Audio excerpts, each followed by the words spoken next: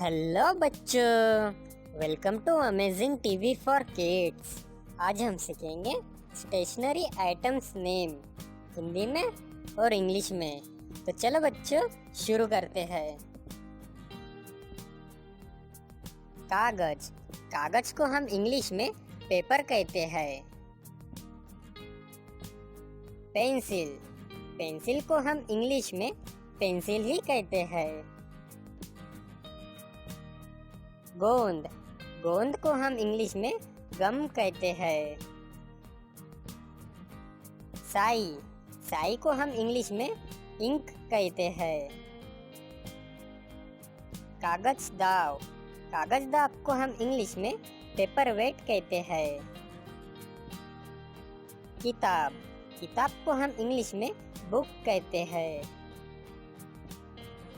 कलम, कलम को हम इंग्लिश में पेन कहते हैं। पत्र, पत्र को हम इंग्लिश में कार्ड कहते हैं। शब्दकोश, शब्दकोश को हम इंग्लिश में डिक्शनरी कहते हैं। अखबार, अखबार को हम इंग्लिश में न्यूज़पेपर कहते हैं। किताब, किताब को हम इंग्लिश में टेप कहते हैं। कागज संभाल, कागज संभाल को हम इंग्लिश में फाइल कहते हैं।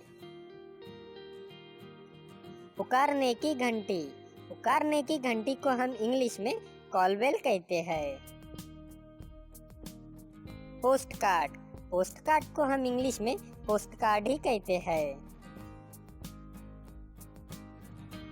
लिफाफा, लिफाफा को हम इंग्लिश में एनवलप कहते हैं।